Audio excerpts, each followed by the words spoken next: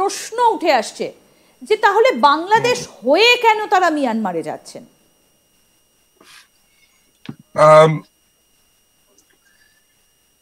এইখানে আমি একটু আপনাকে এই জায়গাটা একটু পড়ে শোনাবো, তারপরে আলোচনা করব। সেটা হচ্ছে, the visit of 3 State Department officials was preceded by that of U.S. Army Pacific Deputy Commissioner Lieutenant General Joel Vowell, who during his 2-day March 24 to 25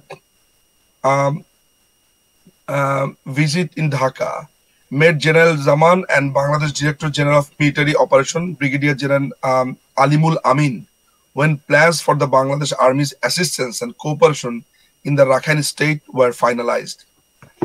আমার কাছে ব্যক্তিগতভাবে যেই জায়গাটা মনে হচ্ছে, what I think, সেটা হলো যে দেখেন, রাখাইনের কিন্তু 90%ই বলা যেতে পারে এখন আরাকান আর্মি দখল করে ফেলেছে। তাই আরাকান আর্মি হচ্ছে আপনার সামরিক জান্তা, মিয়ানমারের সামরিক জান্তার এগেইনস্টের একটা গোষ্ঠী, যারা মনে করে যে এইখানকার নাগরিকদেরকে গণহত্যা চালানো হয়েছে এবং তারা নিজেরাই। এখন আপনাকে একটা জিনিস চিন্তা করতে হবে, ফার্স্ট অফ অল, এই রাখাইন স্টেটের আরাকান আর্মিরা অস্ত্র পেল কোথায়, টাকা পয়সা পেল কোথায়? এটা একটা প্রশ্ন হতে পারে আপনার। ঠিক ঠিক। সামরিক জান্তার এরকম একটা বড় ধরনের অস্ত্রের তাদের যে শক্তি, সেটাকে উপেক্ষা করে তারা একটা স্টেটকে ঠিক কিভাবে দখলও করলো, এবং এই জায়গাতে আমেরিকান কোনো ইন্টারেস্ট আছে কিনা। যদি আমেরিকার এই ধরনের একটা প্ল্যান থাকে যে মিয়ানমারকে, বার্মাকে ভেঙে এই জায়গাটাকে একটা স্বাধীন রাষ্ট্র ঘোষণা দেওয়ার, তাহলে এটার কন্ট্রোল নিয়ে কিন্তু সিরিয়াস আলাপ আছে। যদি এটা মার্কিন ইন্টারেস্টের আন্ডারে যায়, তাহলে this is a serious threat to China. আপনাকে জিনিসটা মাথায় রাখতে হবে, কারণ তারা তো একটা লম্বা সময় ধরে চায়নার আশেপাশে এন্ট্রি নেওয়ার ট্রাই করেছে। আপনি জানেন যে কোয়াডের যে 4টা নেশন আছে, একটা দীর্ঘ সময় ধরে বাংলাদেশ রাষ্ট্রকে নানান ভাবে এই প্রেশারটার মধ্য দিয়ে যেতে হয়েছে যে তারা এখানকার শান্তি শৃঙ্খলা রক্ষা করার জন্য তারা এখানে আসতে চায়, সেন্ট মার্টিনে আসতে চায়। তো সেন্ট মার্টিনে আসার মূল টার্গেটের ব্যাপারটা কিন্তু হচ্ছে যে এই চাইনিজ রিজিয়নটাকে ক্যাপচার করা, যদিও সেটা কোনো না কোনো ভাবে ইন্ডিয়ার ইন্টারেস্টকে হ্যাম্পার করে। তবে আমার ব্যক্তিগত ধারণা, আমেরিকার ইন্টারেস্ট এখানে সিরিয়াসলি আছে। তারা হয়তো বা নানান ভাবে লজিস্টিক থেকে শুরু করে পলিটিক্যাল নানান ধরনের সাপোর্ট বা একটা বেস তারা বানাতে চাইছে। কিন্তু ইন্ডিয়া, আই ডোন্ট থিঙ্ক যে একটা পার্মানেন্ট ঘাঁটি কখনোই ইন্ডিয়া আমেরিকাকে এখানে করতে দিবে বলে আমি অন্তত পক্ষে মনে করি না। কারণ এখানে তো আপনি বুঝতে পারছেন যে রাখাইনে যদি আমেরিকান আর্মিরা বা আমেরিকান একটা বড় ধরনের বেজ হয়েও যায়, সেইটা আবার ইন্ডিয়ার জন্য একটা বড় ধরনের হুমকিরও। একদম। আমি এই জায়গাটাতে আসবো যে সেন্ট মার্টিনকে কেন্দ্র করেও কিন্তু আমেরিকা এবং রাশিয়া এইরকম একটা প্রচেষ্টা চালিয়েছিল। এবার কি তাহলে সেই নজরটাই মিয়ানমারের দিকে? মিয়ানমারের দিকে ব্যাপারটা তো আপনি খালি এটার আপনি সিম্পলি একটু চিন্তা করে দেখেন তো জিওগ্রাফিক্যালি, যে রাখাইনকে যদি একটা সভরেন স্টেট আপনি বানাতে পারেন, ঠিক, একদিকে চায়না রয়েছে, একদিকে ইন্ডিয়া রয়েছে, বেনিফিটেড কারা হচ্ছে? এখানে কিন্তু বাংলাদেশের একটা সুযোগ সেই ক্ষেত্রে আসতে পারে, কারণ বাংলাদেশের প্রায় 12-13 লক্ষ বা 14 লক্ষর মতো আমরা গৃহহীনকে বা যারা রিফিউজি তাদেরকে আমরা স্থান দিয়েছি, যাদেরকে অলরেডি তাদের প্রচুর মানুষকে গণহত্যার মধ্য দিয়ে যেতে হয়েছে। ঠিক ঠিক। ফলে আমাদের ইন্টারেস্টের জায়গাটা যেটা হচ্ছে, বাংলাদেশের ইন্টারেস্টের জায়গাটা হচ্ছে যে সেইখানে আমরা এদেরকে পাঠিয়ে দিতে পারছি, যেহেতু তখন আরাকান আর্মির আন্ডারে।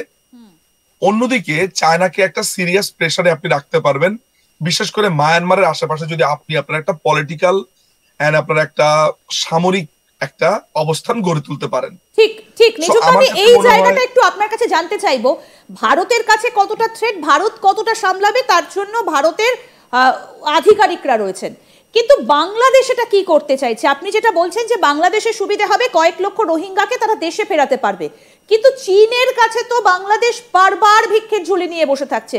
যদিও এটা আপনার শুনতে খুব খারাপ লাগছে, মোহাম্মদ ইউনুস যাচ্ছেন, বাংলাদেশ নয়, বলবো না বাংলাদেশ, আমি ইউনূসের কথা বলবো। তাহলে তারা একদিকে চীনের সঙ্গে বন্ধুত্ব করছে, আবার অন্যদিকে আমেরিকাকে দিয়ে চীনকে চাপে রাখবে। ইন্দিরাজি, এখানে কি আপনি একটা জিনিস লক্ষ্য করেছেন? মানে আমি আপনাকে একটা জিনিস লক্ষ্য করতে বলবো, সেটা হলো যে তারা কিন্তু আলোচনাটা করছে ওয়াকারুজ্জামানের সাথে, অর্থাৎ সামরিক অংশটার সাথে। আপনি মাথায় রাখবেন, হিসাবটা আপনি একটু খেয়াল করেন। একদম। সেটা হচ্ছে যে ইউনূস চায়নার সাথে ডিল করছে, রাষ্ট্রীয়ভাবে সে চেষ্টা করছে চায়নাকে আধিপত্য দেওয়ার জন্য।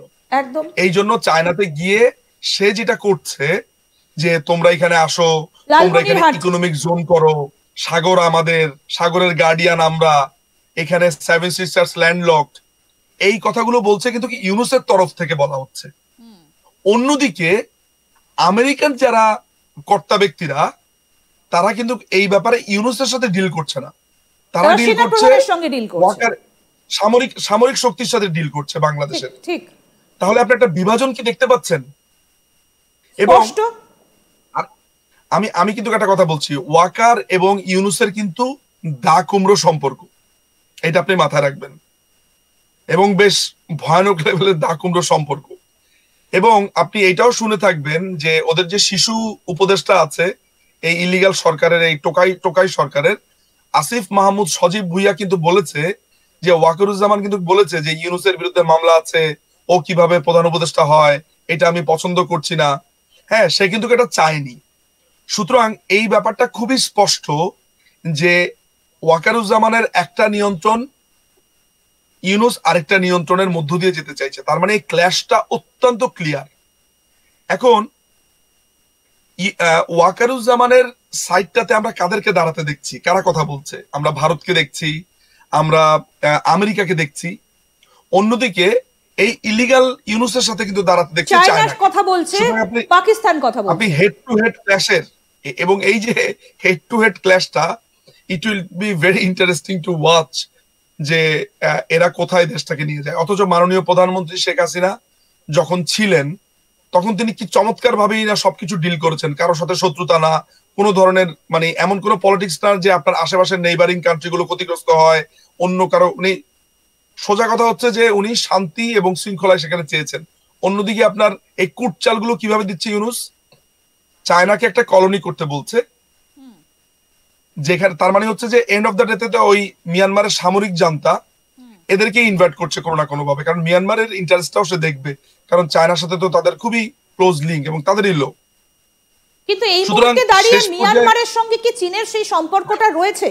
কারণ এই যে প্রাকৃতিক বিপর্যয়টা হলো মিয়ানমারের, এত বড় একটা ভূমিকম্প, চীনকে কিন্তু একবারও মিয়ানমারের পাশে দাঁড়াতে দেখা যায়নি, বরং ভারতই দাঁড়িয়েছে। চায়নার সাথে সামরিক জান্তার একটা সম্পর্ক আছে, একটা অবিচ্ছেদ্য সম্পর্ক, সেটা তো আমরা খুবই পরিষ্কারভাবে জানি। আমি আপনাকে প্রোগ্রামের শুরুতে একবার বলেছিলাম একটা ইঙ্গিতের জায়গায় যে আরাকান আর্মিকেও সম্ভবত এরা অস্ত্র দেয়, but it not supported by any credible evidence. মানে অনেকেই তো অনেক কথা বলে, ধরেন ক্রেডিবল এভিডেন্স আমার কাছে মনে হয়নি। কারণ আমি যখন আমেরিকান তৎপরতাটা দেখেছি, তারপরে রোহিঙ্গাদেরকে ফেরানোর তৎপরতা দেখেছি, সেই ক্ষেত্রে আমার কাছে একটা জিনিস মনে হয়েছে যে ইট মাইট নট বি ট্রু।